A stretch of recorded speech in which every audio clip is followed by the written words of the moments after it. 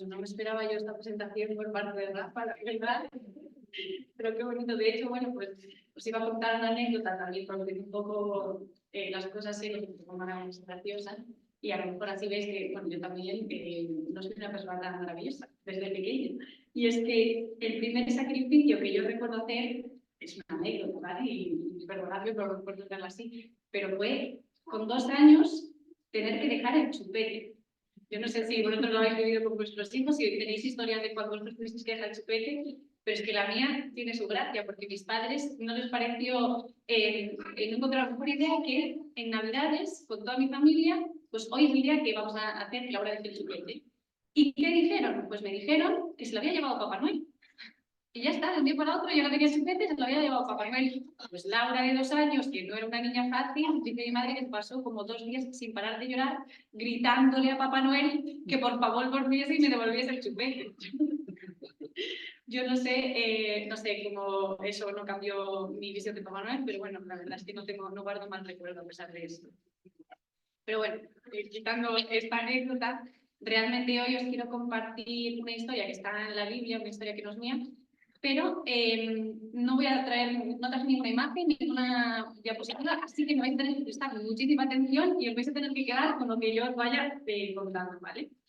Y como no tengo nada que enseñaros del texto, pues os lo voy a leer, ¿vale? Es una historia que aparece repetida 3 veces en la Biblia. Yo os lo voy a leer en el libro de Lucas, el capítulo 18, versículo 18 hasta el 30, pero aparece también en 2 evangelios más, en el de Marcos y en el de Mateo, ¿no? Cada uno añade sus pinceladas, pero es la misma historia. Os lo leo y lo podéis seguir por Lucas 18, versículo 18. Dice: cierta vez, un líder religioso le hizo a Jesús la siguiente pregunta: Maestro bueno, ¿qué debería hacer para heredar la vida eterna? ¿Por qué me llamas bueno?, le preguntó Jesús. Solo Dios es verdaderamente bueno. Pero para contestar tu pregunta, tú conoces sus mandamientos. No cometas adulterio, no cometas asesinato, no robes, no des falso testimonio, honra a tu padre y a tu madre. El hombre respondió: he obedecido todos esos mandamientos desde que era joven. Cuando Jesús oyó su respuesta, le dijo: hay una cosa que todavía no has hecho. Vende todas tus posesiones y entrega el dinero a los pobres. Tendrás tesoros en el cielo. Después ven y sígueme. Cuando el hombre oyó esto, se puso triste porque era muy rico. Jesús lo vio y dijo: qué difícil es para los ricos entrar en el reino de Dios. De hecho, es más difícil para que un camello pase por el ojo de una aguja que un rico entre en el reino de Dios. Los que lo oyeron dijeron: entonces, ¿quién podrá salvarse? Él contestó: lo que es imposible para los seres humanos es posible para Dios. Pedro dijo: nosotros hemos dejado todo y nuestros hogares para seguirte. Así es, le respondió Jesús.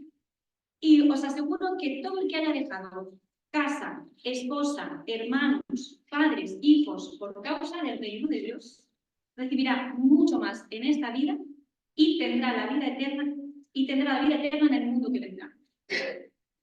Vale, hasta aquí la historia y cosas en las que nos vamos a fijar de esta historia. La primera, una cosa buena, positiva, y es tan simple como que un chico se acerca a Jesús con una buena intención.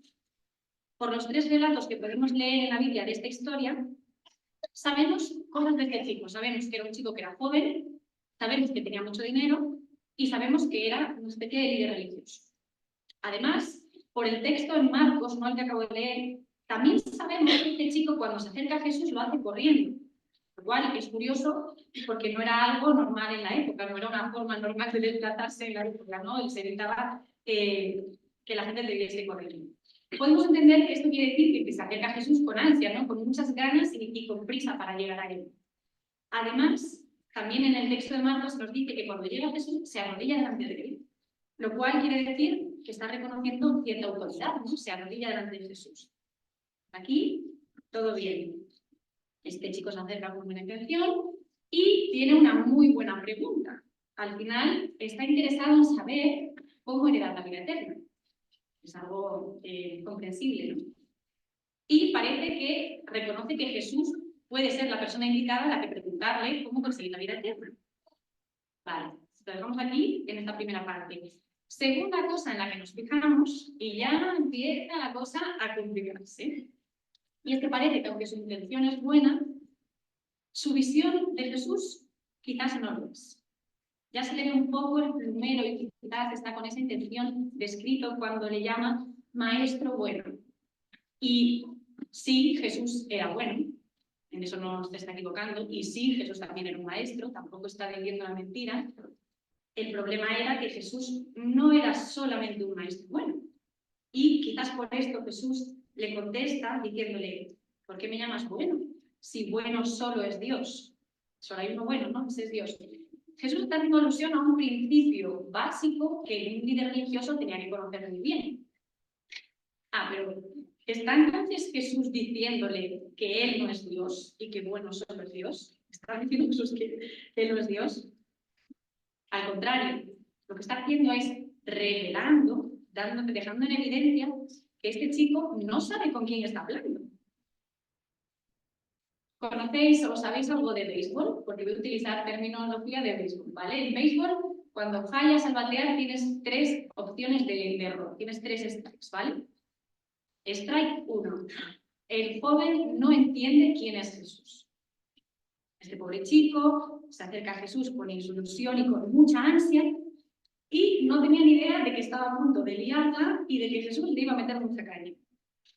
Y es que nos fijamos ahora también en una tercera cosa, y es la pregunta que le hace, o cómo la formula, ¿no? Le pregunta, ¿qué debería hacer yo para...?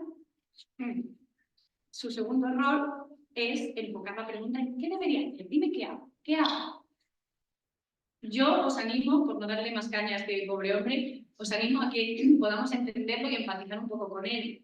Este chico que sabemos que tenía mucho dinero, muchos recursos y mucho poder, es normal que hasta cierto punto esté acostumbrado a poder conseguir casi cualquier cosa por sus propios medios, ¿no? Es normal que tenga esta actitud. Se acerca a Jesús como quien pide las reglas de un juego y como quien pregunta, pues, ¿cuáles son los trucos, no? Dime paso 1, 2 y 3 y lo hago y consigo el premio. O incluso a lo mejor algo peor, se acerca haciendo que pregunta y pide las reglas, pero con la intención a lo mejor de decir, ajá, ya lo hago, como enseñando, ya lo tengo. Y casi como exigiendo el premio, ¿no? Ya me merezco el premio, dámelo. Strike 2. Su actitud no era correcta. Jesús lo vuelve a dejar en evidencia. Le empieza a mencionar algunos de los mandamientos que este chico debía conocer muy bien, ¿no? Es curioso que si os fijasteis, no le menciona todos los mandamientos, le menciona algunos. Es curioso también que los que se deja fuera son los que tienen que ver con la relación con Dios, ¿no? Amar al Señor por encima de todas las cosas, con la relación con tu prójimo, con la codicia, que este hombre con mucho dinero podría cojear, se los deja fuera, Jesús, sea por lo que fuera. Y también, por lo que sea, este líder religioso no dice ninguno. O sea, que tampoco sé si se habrá dado cuenta de que Jesús se ha dejado los mandamientos sin mencionar, ¿no? Pero se viene, después de esta respuesta de Jesús, su último error, tercer y último error, el peor de todos, ¿vale? Strike 1, strike 2, le queda un intento. El chico le dice, mira Jesús, todo eso ya lo hago desde joven. Y Jesús le responde otra, ¿no? Le da otra más. Le dice, vale, pero te falta una cosa, lo más importante. Ahora, vete, deshazte de todo lo que tienes, dáselo a otros y vuelve para seguirme a mí. Ya el golpe te lo deja cabo, ahí sí que ya no tiene respuesta. Un chico que llega ilusionado, contento, se nos dice que se da la vuelta y se vuelve triste, porque tenía muchas cosas y, bueno, pues amaba esas cosas, ¿no? Parece que la vida eterna le interesaba mucho, pero no le interesaba tanto. Al menos no le interesaba tanto como para tener que deshacerse de todo lo que tenía, que es lo que nos está pidiendo. Así que, ahora sí, strike 3, fuera de juego. No está dispuesto a amar a Dios por encima de todo. Y realmente si lo pensamos, y bueno, podemos pensar, bueno, claro, que yo hubiera hecho su lugar, ¿no? Tampoco es que lo que Jesús le pida a este hombre sea un requisito general para seguirlo. O sea, lo que vemos en la Biblia no es que Jesús fuera por ahí diciéndole a todo el mundo que lo quería seguir, ve, vende todo lo que tiene, dáselo a los pobres y sígueme. No, no es un requisito general, es un requisito específico que Jesús le hace a este hombre en concreto. Y yo creo que también podemos empezar a intuir por qué. Este chico se pensaba que tenía toda su vida en orden, todo bajo control, hacía todo bien. Se pensaba que amaba a Dios y que cumplía sus mandamientos. Pero este un requisito que Jesús le lanza a él desvela que la verdad no era así y que quizás no había entendido nada. Había algo que este chico ponía por delante de Dios y por delante de todos los demás. Algo que no estaba dispuesto a perder y que no iba a permitir que ni ganar la vida eterna, ni seguir a Jesús, ni nada de eso se lo quitase, ni se lo tocase. Era algo que le daba seguridad, que le daba control sobre su vida y que al final, por lo que se nos cuenta de él, era su identidad, era lo que le hacía ser quien era, ¿no? Su vida sí dependía de un Dios, pero no era el Dios real, sino el Dios del poder y de la comunidad económica que tenía. La historia no termina ahí, sigue, ¿no? Aquí Jesús aprovecha el momento y lo que se acaba de generar para hacer una reflexión para los que estaban con él. Y les dice que es difícil para un rico entrar en el reino de Dios. Es más, se lo plantea casi imposible. Esto también son palabras de Jesús muy interesantes, que dan mucho que hablar, que nos hacen pensar, porque ¿qué está diciendo Jesús? Está diciendo que las personas que tienen dinero son mejores, son peores que las personas que no lo tienen. Está diciendo Jesús que tener mucho dinero está mal, que es una razón por la que podrías directamente ir al infierno. Por el resto de historias que vemos de Jesús y conversaciones con otras personas, no parece que eso sea lo que está queriendo decir, ¿no? Para entender entonces lo que quiere decir, yo creo que nos puede ayudar, nos puede resultar útil tirar un poco más atrás del libro de Lucas, el capítulo anterior, que es cuando Jesús está explicando que para entrar en el reino de Dios tienes que ser como un niño. Un niño que es dependiente de sus padres. Un niño que sabe que necesita ayuda, es lo básico en su vida, y que lo reconoce con humildad, pues porque sí, porque es un niño que depende de sus padres, ¿no? Si lo pensamos de esta manera, y lo que Jesús acaba de decir justo antes de que esta historia se nos cuente, puede tener cierto sentido, entonces, las palabras que Jesús dice aquí, ¿no? Sobre los ricos y el reino de los cielos. ¿Por qué? Pues porque, pensando en esto, es fácil entender que alguien que no tiene nada, que lo ha perdido todo, que se ha quedado sin nada, está mucho más cerca de entender que necesita acudir a Dios, que depende de Él, que depende de su provisión y que se va a aferrar a Él, ¿no? En cambio, alguien que lo tiene todo, como este hombre, alguien rico, como este chico que tiene aparentemente toda su vida bajo control, todo su futuro, su seguridad cubierta, todas sus necesidades también cubiertas, se puede llegar a creer que es autosuficiente, que ya no necesita nada, ¿no? Y le va a costar mucho entender que al final todo eso es un espejismo y ser consciente, reconocer que él también necesita ayuda y que necesita a Dios, que sin Dios todo lo que tiene, aunque parezca todo, ser todo, en realidad no tiene nada. Y tal van por ahí los tiros, ¿no? Pues bueno, en esta historia tenemos el ejemplo de una persona que de manera positiva está interesada en Jesús y en la vida eterna, con muy buenas intenciones y que se acerca a Él, ¿no? Pero que al final de la historia es incapaz de entender quién es Dios, incapaz de seguir a Jesús y vivir el reino de Dios con todas sus consecuencias, incapaz de entender que no hay nada que Él pueda hacer y que necesita rendirse y rendir todo lo que tiene y que Dios haga posible lo que para Él es imposible, recibirlo en su reino. Llega la última parte de la historia y aquí intervienen los discípulos, aquellos que sí habían decidido seguir a Jesús, los que sí le seguían, y aquellos que habían decidido sí dejar cosas atrás y perder cosas por el reino, no estaban dispuestos a ello. Y ahí salta Pedro, que si lo conocemos de otras historias de la Biblia, pues esto nos encaja con el carácter de Pedro, ¿no? Pedro salta y dice, ¿y yo qué? ¿Y nosotros qué? Jesús, entonces, ¿qué nos espera? Que nosotros sí lo hemos dejado todo por ti. Pero es sorprendente que Jesús le responde afirmándole y le responde reconociendo su sacrificio. Le dice, sí, es verdad, habéis dejado esto y esto por mí, y les promete que todo eso que han dejado no va a ser en vano. y que tendrán recompensa. Jesús te está diciendo, la vida en el reino implica estar dispuestos a perder y a dejar atrás cosas y a incomodarse. Pero es la vida que conlleva más ganancia. Dios promete proveer, compensar y llenar todo lo que se pierde y todo lo que se deja atrás. No solo en esta vida, sino mucho más en la vida que sigue. Y hay un detalle aquí de esto que les dice sobre esta vida y la que sigue, que para mí es como un último reto que todavía mete ahí Jesús y que les anima, de alguna forma, lo que les está diciendo, a quitar su perspectiva de los límites de esta vida, aquí, que es donde lo tenían, ¿no? La mirada puesta, y que se enfoquen más lejos, ¿no? Les recuerda que hay una vida eterna que les espera a la que mirar cuando le empiezan a seguir, ¿no? Vale, hasta aquí, analizando la historia y pensando en la historia. Vamos a intentar ahora pensar en nosotros y aplicar todo esto, que tiene que ver toda esta historia conmigo. Y aunque un poco ya hemos ido tratando este tema a lo largo de la mañana y ahí ya veréis que hay algunos spoilers por ahí, pero no pasa nada, me vienen muy bien.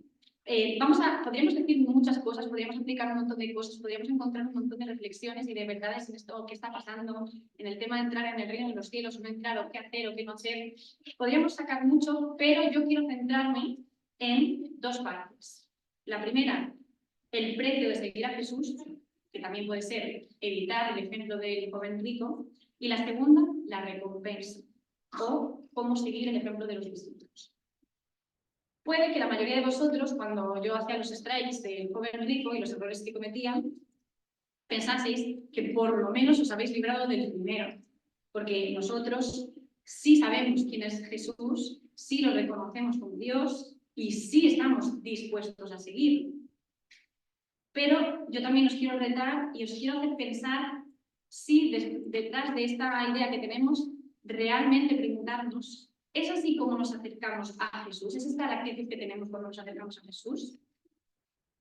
Y por no señalaros, yo os cuento mi propia historia, ¿vale?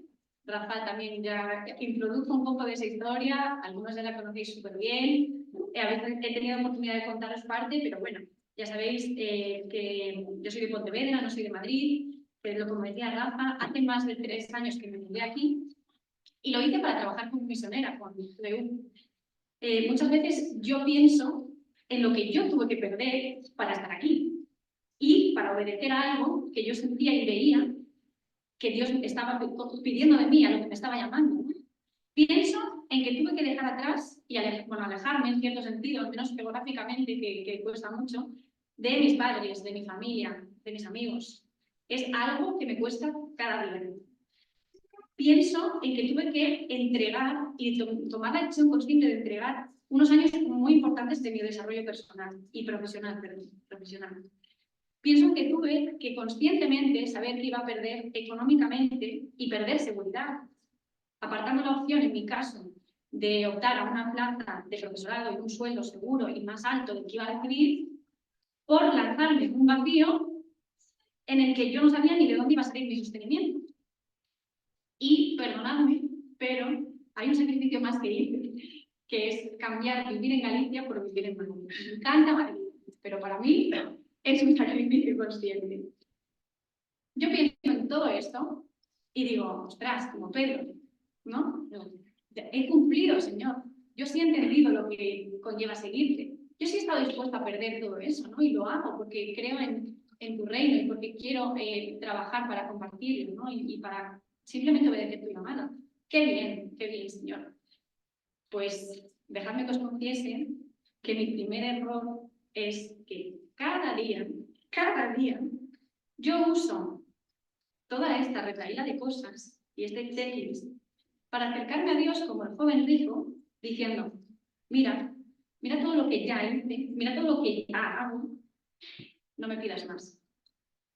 Lo cierto es que yo soy la primera que, sabiendo que Jesús es Dios, reconociendo que Jesús es Dios, al final me cierro creyendo que Dios ya me ha pedido suficiente. Y muchos días no estoy dispuesta, de verdad, no estoy dispuesta a dar más. Y me quedo muy tranquila, porque ya es que estoy dando suficiente. ¿Qué más? Pues no me tengo ni que preocupar, ¿no? Que se preocupe otro que está dando menos, que ha perdido menos, que lo haga otro, ¿no? No me toques más mi dinero, ya no entres ahí. No me pidas más tiempo. No me pidas que invite a esta persona a mi casa ahora, en mi tiempo libre. No me pidas que cambie más planes de futuro, ni que ayude a esta persona. Déjame y no toques mi semana. No toques mi fin de semana, ni esto, ni lo otro, ni aquello, ni tal. Porque ya estoy haciendo suficiente.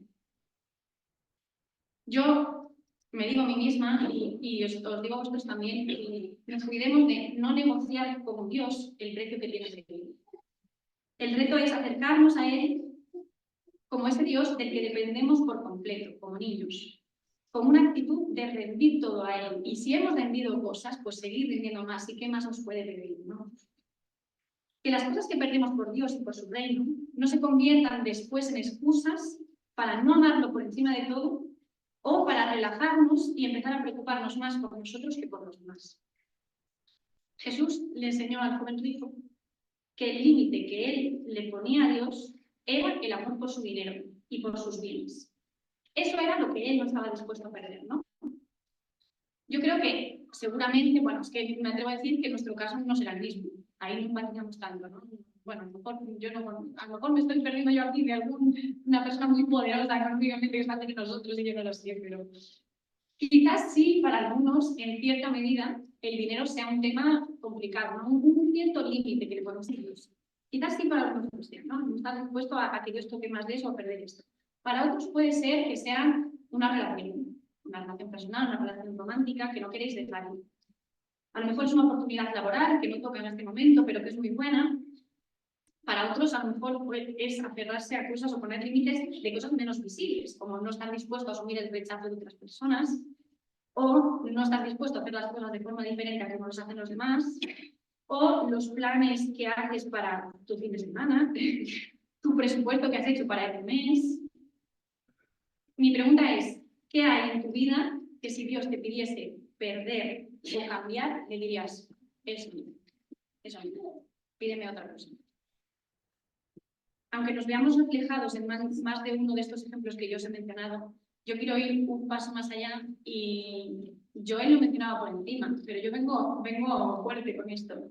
Y es que algo en lo que pienso mucho y en lo que reflexiono mucho últimamente es que creo que hay algo muy grande que nos afecta a todos, por lo menos en mi generación y en las que vienen, y que en cierto sentido, quizás otras generaciones anteriores no tanto, pero sí un poco ahora más, porque es algo que viene con el tiempo que vivimos ahora. Hay algo que adoramos todos por encima de Dios y de todas las cosas.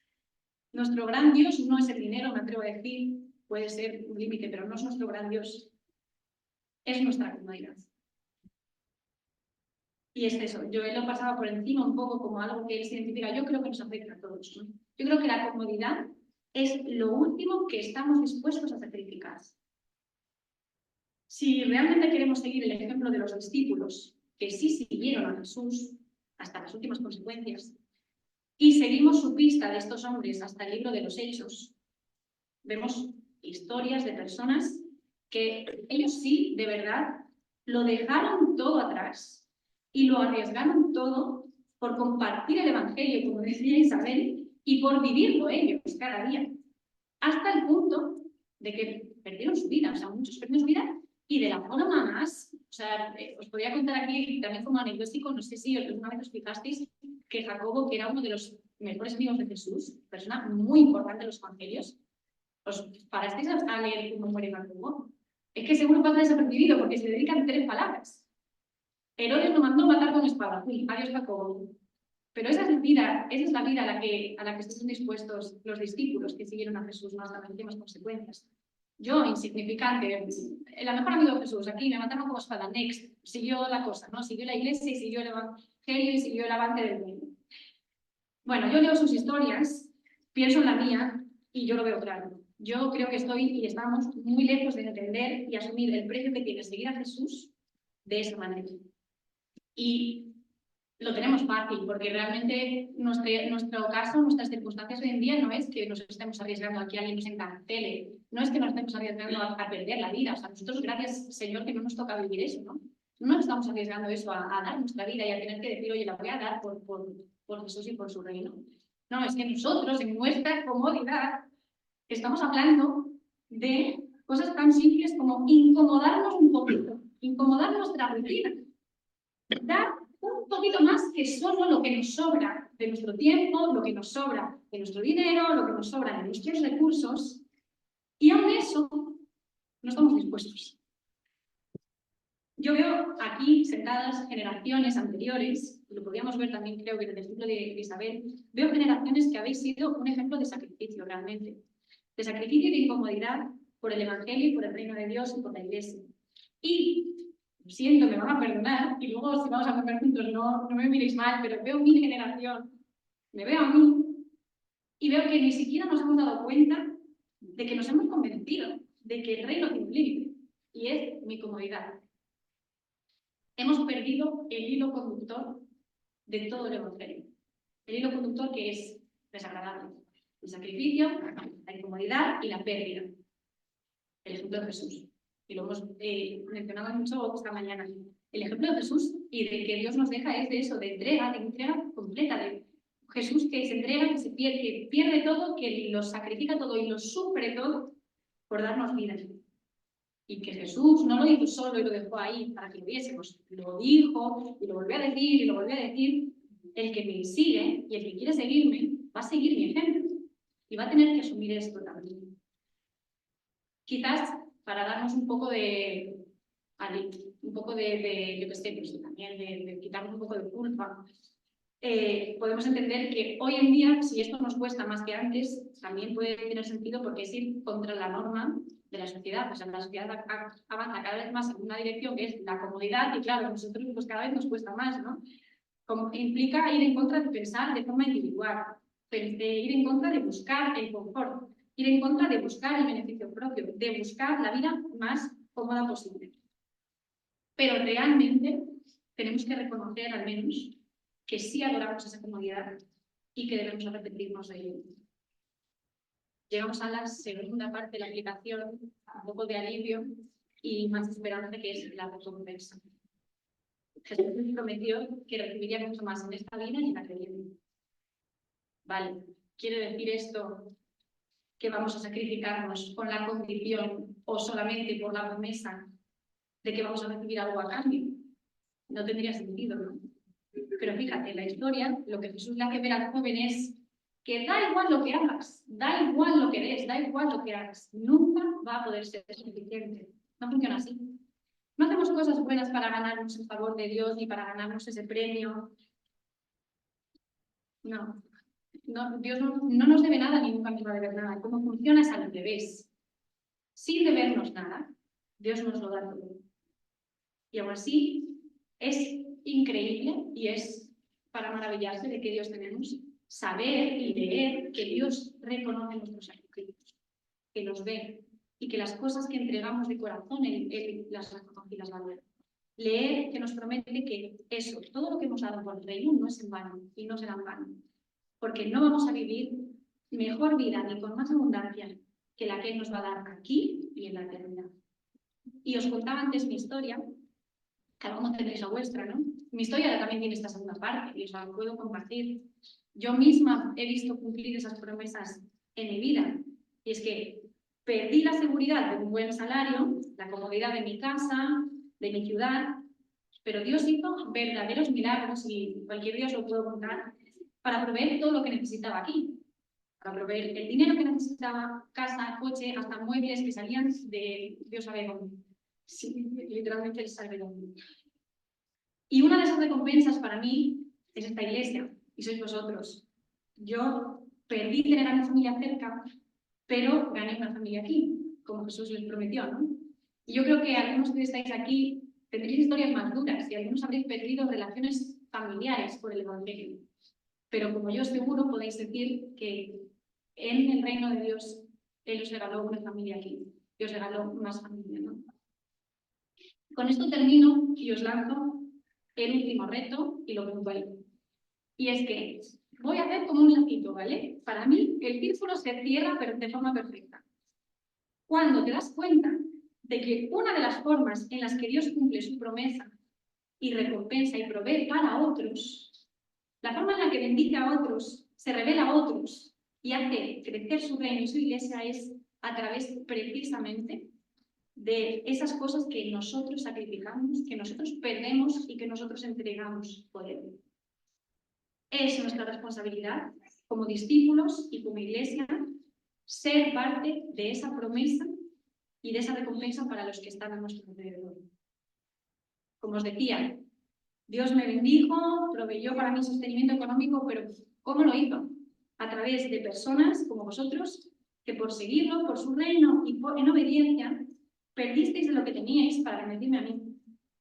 Si Dios me bendice con una familia aquí, como os decía, es porque hay personas que están perdiendo su tiempo, sus planes, la comodidad de su casa y su familia, por acogerme a mí, por hacerme hueco a mí, por acompañarme, por escribirme, por adoptarme como parte extendida de esa familia, ¿no? Así que el reto con el que os dejo no es simplemente arrepentirnos de adorar nuestra comunidad y vivir una vida expuesta a la pérdida de la comodidad sin más, es más bonito. El reto es, bueno, primero, que seamos conscientes de lo mucho que necesitamos a Dios de verdad y su promesa. Segundo, que nos acercamos a Él agradecidos por la vida que nos regala, sin debernos nada, y dispuestos a entregar lo que sea por vivir su reino y por llevarlo a las personas que tenemos al lado, por darle gloria a Dios. Y tercero, que lo hagamos siendo conscientes de que cuando perdemos para que otros ganen, Dios te glorifica y Él está cumpliendo su promesa. Mañana es lunes, empieza una semana nueva. Yo te animo a estar atento a oportunidades diarias que Dios vaya a poner para que tú pierdas de tu tiempo, para que tú pierdas de tus planes, de tu comodidad, para que te incomodes un poco, para que otros ganen y para que le den gloria a Él. Y puede ser algo grande, puede ser un sacrificio enorme o puede ser algo muy pequeñito. Puede ser algo tan simple como llegar más tarde a tu casa por llevar a otra persona a casa que lo necesita. Puede ser no comprarte ese capricho porque ha puesto delante de ti Dios una necesidad y puedes bendecir a alguien que tiene esa necesidad. Puede ser sacrificar ese ratito que tienes a solas con tu café en el descanso del trabajo por regalárselo a una persona que necesita que le escuchen porque a ti no te apetece nada. Aunque sea lo último, hazlo, ¿no? Sea lo que sea, incomódate para reflejar a Jesús, para compartirlo y para llevar su reino donde vayas a estar mañana y el resto de la semana. Y mientras os dejo pensando en todo esto un ratito, voy a pedirle a Ivonne y a Pablo que salgan y vamos a cantar juntos una canción en agradecimiento y en compromiso con Dios.